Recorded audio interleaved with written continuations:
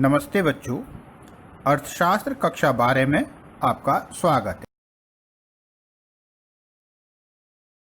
आज हम पढ़ेंगे उपभोक्ता का संतुलन भाग 1, जिसमें हमारा अध्ययन बिंदु रहेगा उपयोगिता विश्लेषण, गणनावाचक विश्लेषण।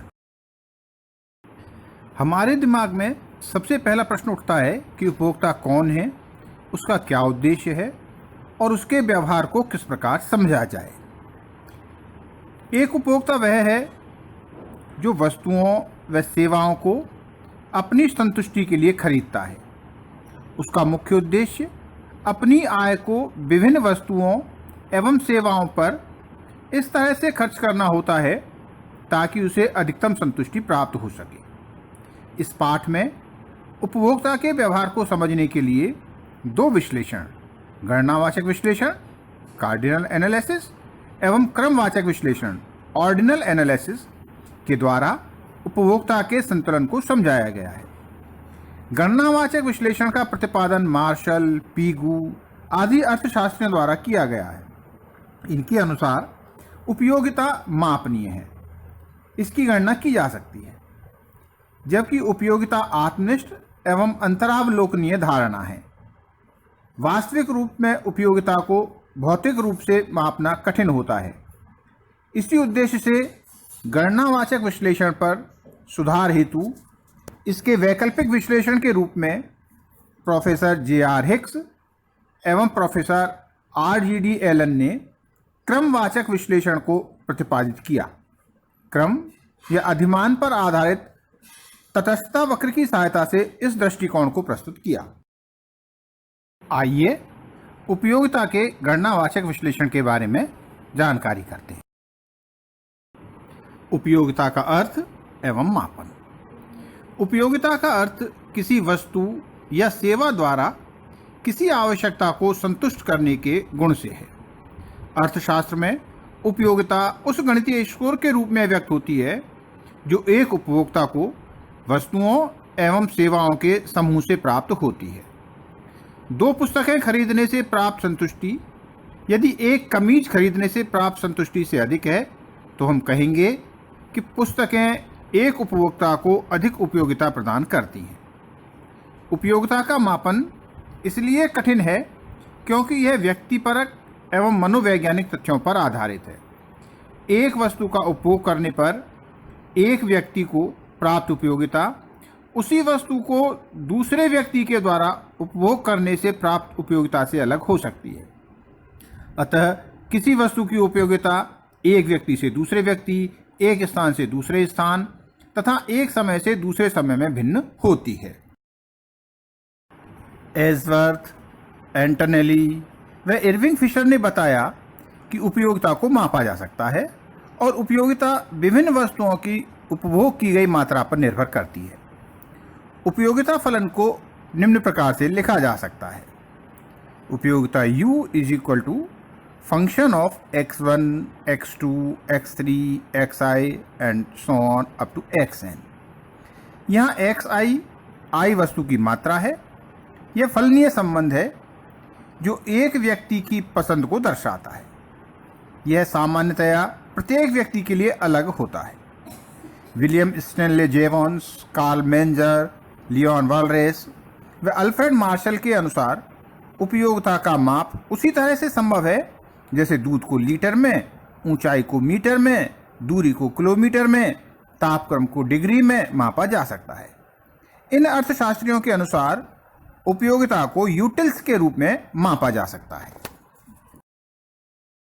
उपयोगिता विश्लेषण की मान्यताएं। उपयोगिता विश्लेषण निम्न प्रमुख मान्यताओं पर आधारित है। नंबर 1, उपभोक्ता विवेकशील है तथा वह विभिन्न वस्तुओं से प्राप्त उपयोगिता की तुलना करता है, उनकी गणना करता है और उनके मध्य चुनाव करता है। नंबर 2, उपभोक्ता अपनी उपयोगिता को अधिकतम करता है। नंबर 3, इसी के साथ यह माना जाता है कि उपभोक्ता को विभिन्न पसंदों व चयन की पूर्ण जानकारी होती है। नंबर 4, उपयोगिता को मुद्रा के रूप में मापा जाता है। नंबर 5, मुद्रा की सीमांत उपयोगिता स्थिर मानी जाती है। उपयोगिता और संतुष्टि। उपयोगिता वह गुण है जो किसी वस्तु के उपभोग करने से पूर्व या उपभोग के दौरान प्राप्त होती है, किंतु संतुष्टि तो वस्तु के उपभोग करने पर ही प्राप्त होती है। उपयोगिता को आशातीत और संतुष्टि को प्राप्त उपयोगिता कहा जा सकता है। उपयोगिता को यूटिल्स द्वारा मापा जा सकता है, किंतु संतुष्टि अमापनीय है। उपयोगिता विश्लेषण में यह दोनों शब्द पर्यायवाची माने गए हैं। उपयोगिता के प्रकार। उपयोगिता 3 प्रकार की मानी है: प्रारंभिक उपयोगिता, कुल उपयोगिता और सीमांत उपयोगिता। प्रारंभिक उपयोगिता या इनिशियल यूटिलिटी किसी वस्तु की पहली इकाई का उपभोग करने से प्राप्त उपयोगिता को प्रारंभिक उपयोगिता कहा जाता है। मान लो एक उपभोक्ता केला खाना या उपभोग करना शुरू करता है, तो पहले केले या प्रथम इकाई का उपभोग करने से जो उपयोगिता प्राप्त होती है वह प्रारंभिक उपयोगिता कहलाती है। अतः प्रारंभिक उपयोगिता वह है जो किसी वस्तु की प्रथम इकाई के उपभोग करने से प्राप्त होती है। यह हमेशा धनात्मक होती है। कुल उपयोगिता, टोटल यूटिलिटी, किसी दिए हुए समय में एक वस्तु की विभिन्न इकाइयों के उपभोग से जो कुल संतुष्टि प्राप्त होती है उसे कुल उपयोगिता कहा जाता है। माना एक उपभोक्ता एक केले का उपभोग करता है और उसे उसके उपभोग से 30 यूटिल्स उपयोगिता प्राप्त होती है, तथा उसी समय दूसरे केले का उपभोग करने से उसे 22 यूटिल्स की उपयोगिता प्राप्त होती है, जो पहली इकाई के उपभोग से कम है। अतः 2 केलों के उपभोग से कुल उपयोगिता 30 + 22 = 52 यूटिल्स है। अतः कुल उपयोगिता की गणना निम्न प्रकार से की जाती है: कुल उपयोगिता, total utility, TUN = U1 + U2 + U3 + and so on up to UN। यहाँ TUN किसी वस्तु की n इकाइयों से प्राप्त कुल उपयोगिता, U1 वस्तु की प्रथम इकाई से प्राप्त उपयोगिता, U2 वस्तु की द्वितीय इकाई से प्राप्त उपयोगिता, UN वस्तु की nवीं इकाई से प्राप्त उपयोगिता को प्रदर्शित करता है। इस तरह वस्तुओं की इकाइयों के लगातार उपभोग से कुल उपयोगिता एक बिंदु तक बढ़ती है। प्राय यह घटती हुई दर से और फिर किसी एक बिंदु पर यह अधिकतम हो जाती है। जिस बिंदु पर कुल उपयोगिता अधिकतम हो जाती है उसे अधिकतम संतोष का बिंदु, पॉइंट ऑफ सेटिसिटी कहते हैं। यदि उपभोक्ता को अधिकतम संतोष के बिंदु के बाद भी उस वस्तु का उपभोग जारी करने के लिए बाध्य किया जाए तो उपभोक्ता के लिए कुल उपयोगिता घटने लगती है। सीमांत उपयोगिता, मार्जिनल यूटिलिटी, किसी दिए हुए समय में उपभोक्ता के द्वारा वस्तु की एक इकाई का उपभोग बढ़ाने से कुल उपयोगिता में आने वाला परिवर्तन सीमांत उपयोगिता कहलाता है। इसमें अन्य वस्तुओं के उपभोग को स्थिर माना जाता है।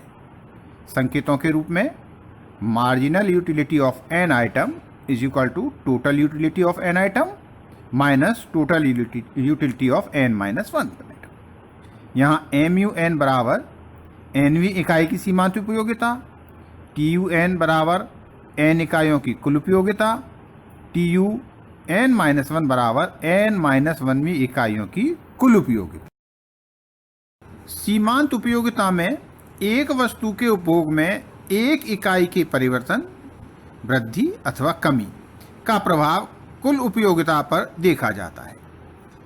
यदि उपभोग में परिवर्तन एक इकाई से ज़्यादा होने पर सीमांत उपयोगिता की गणना निम्न प्रकार से की जाएगी: marginal utility of n is equal to delta TU upon delta Q, अर्थात कुल उपयोगिता में परिवर्तन बटे उपभोग मात्रा में परिवर्तन। कुल उपयोगिता वस्तु की सभी इकाइयों से प्राप्त सीमांत उपयोगिता के योग के भी बराबर होती है। इसे हम इस प्रकार लिख सकते हैं: total utility of n is equal to MU1 plus MU2 plus and so on up to MUN, या TUN is equal to sigma MUN।